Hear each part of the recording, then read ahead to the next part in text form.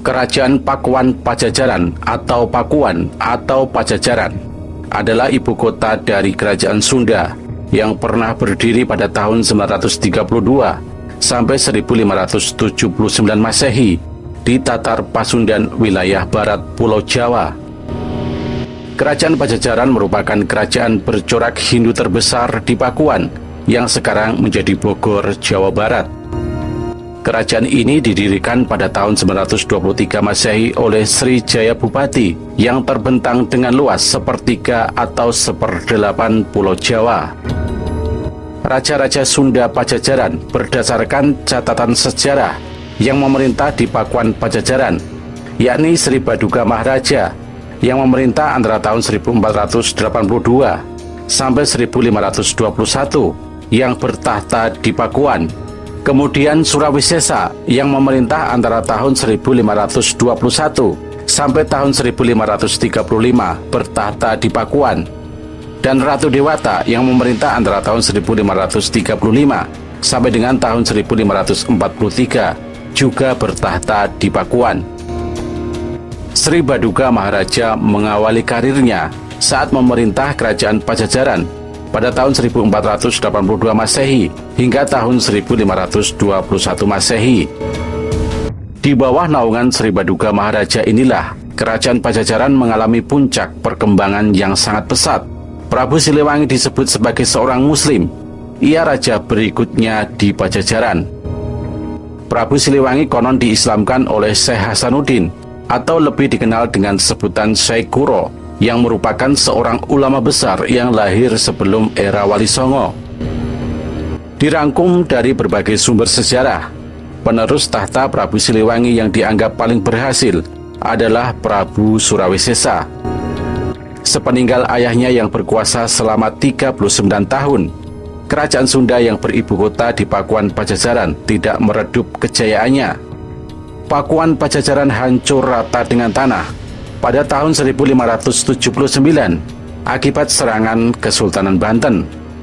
Berakhirnya zaman kerajaan Sunda ditandai dengan dirampasnya Palangka Sriman Sriwacana dari Pakuan Pajajaran oleh Keraton Surosowan di Banten oleh pasukan Maulana Yusuf. Prabu Siliwangi memerintah kerajaan Pajajaran selama 39 tahun. Mungkin di zaman Prabu Siliwangi inilah kerajaan Majapahit sangat kuat dan berkuasa, serta memiliki armada laut dan pasukan yang sangat kuat, tetapi tidak mampu menaklukkan kerajaan Pajajaran. Ada kerajaan kecil di Pulau Jawa yang sampai Majapahit runtuh tidak bisa ditaklukkan. Meskipun Majapahit sangat kuat menguasai lautan dan daratan di Nusantara, tetapi kerajaan ini sanggup menahan gempuran pasukan Majapahit dan tidak bisa ditaklukkan oleh kerajaan besar ini. Kerajaan Majapahit merupakan kerajaan yang pernah berdiri pada abad ke-13 hingga abad ke-16. Namun ada juga yang menuliskan berdiri pada abad ke-14 hingga abad ke-15. Kerajaan Majapahit terletak dan berpusat di Jawa Timur dan dianggap sebagai salah satu kerajaan terbesar di wilayah Asia Tenggara pada masa lalu. Dalam catatan sejarah, Majapahit hampir menguasai seluruh daerah Nusantara pada masa itu. Pendiri Majapahit yakni Raden Wijaya pada tahun 1293 yang merupakan menantu dari Kertanegara, raja terakhir Singosari. Kerajaan Majapahit tidak terlepas dari kerajaan Singosari. Raden Wijaya merupakan menantu Kertanegara, raja kerajaan Singosari.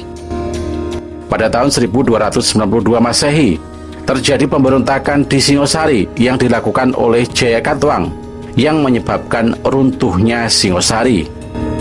Pada waktu itu Raden Wijaya melarikan diri bersama Arya Wiraraja. Raden Wijaya kemudian mendiami sebuah hutan di Trowulan yang merupakan tanah sima pada masa kerajaan Singosari. Wilayah ini kemudian dinamakan Majapahit. Penamaan Majapahit konon didasarkan pada nama buah maja yang banyak ditemukan di wilayah Trowulan serta memiliki rasa yang sangat pahit. Wilayah Majapahit berkembang hingga mampu menarik simpati penduduk Daha dan Tumapel. Niat balas dendam Raden Wijaya terbantu lebih cepat setelah adanya pasukan Kubilai Khan yang tiba pada tahun 1293. Setelah mengalahkan Jayakatwang, Raden Wijaya kemudian menyerang pasukan Mongol di bawah Kubilai Khan. Setelah mengalahkan Mongol dan Kediri, Raden Wijaya kemudian diangkat menjadi raja pada tanggal 15 bulan Kartika tahun 1215. Setelah diangkat sebagai raja, Raden Wijaya kemudian bergelar Kertarajasa Jayawardhana. Konon kekuasaan kerajaan Majapahit membentang begitu luas, namanya disegani di berbagai kerajaan di semenanjung Asia. Meski berhasil mempersatukan wilayah Nusantara, Majapahit tidak bisa menguasai Pajajaran atau Sunda yang kecil. Pusat pemerintahan atau ibu kota terakhir Pajajaran sebelum hancur oleh pasukan Islam dari Demak dan Banten berada di sebuah kota bernama Dayo. Para ahli meyakini Dayo yang dimaksud adalah kawasan yang meliputi Kabupaten Bogor dan Kota Bogor di Jawa Barat sekarang ini.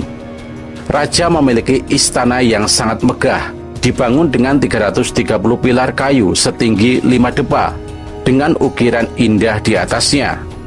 Kemudian pada tahun 1856, administrator orientalis dan kolonial John Crawford berhasil memecahkan soal misteri lokasi kota Dayo.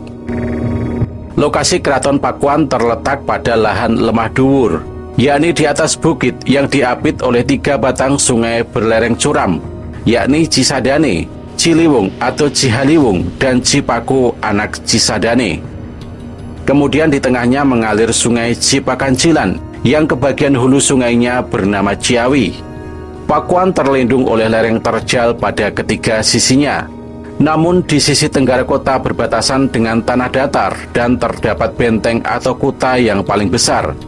Pada bagian luar benteng terdapat parit yang merupakan bentuk negatif dari benteng tersebut. Tanah galian parit itulah yang diperkirakan untuk dijadikan bahan pembangunan benteng. Ibu kota Pajajaran sempat berpindah-pindah dari Galuh, Pakuan, Saunggalah, dan Kawali. Ibu kota Pajajaran dibagi ke dalam 2 bagian, yaitu kota bagian dalam dan kota bagian luar. Kota dalam dan kota luar dibatasi benteng alam berupa bukit memanjang di sebelah timur. Struktur ibu kota Pajajaran diperkuat oleh sungai alam, parit kecil yang melewati bagian barat keraton, dan benteng buatan di selatan. Benteng yang berlapis-lapis ini dibuat untuk menangkis serangan pasukan Islam dari luar, yakni dari Demak, Banten, dan Cirebon. Wilayah Sunda, khususnya Kerajaan Sunda, merupakan wilayah yang unik bagi Majapahit. Disebutkan Gajah Mada sampai enggan untuk menyerang secara militer. Padahal wilayah Sunda merupakan bagian yang dibidik oleh Gajah Mada, supaya sumpahnya untuk menyatukan Nusantara terwujud. Sunda merupakan kerajaan sendiri yang bebas dan tak layak untuk ditaklukkan secara militer. Hal itu didasarkan pada temuan prasasti Raja Srijaya Bupati dari abad 11, yang di dalamnya disebut terdapat gelar yang mirip air langga. Konon Raja-Raja Sunda masih keturunan dari Jaya Bupati, yang masih berkerabat dengan penguasa di Jawa bagian timur.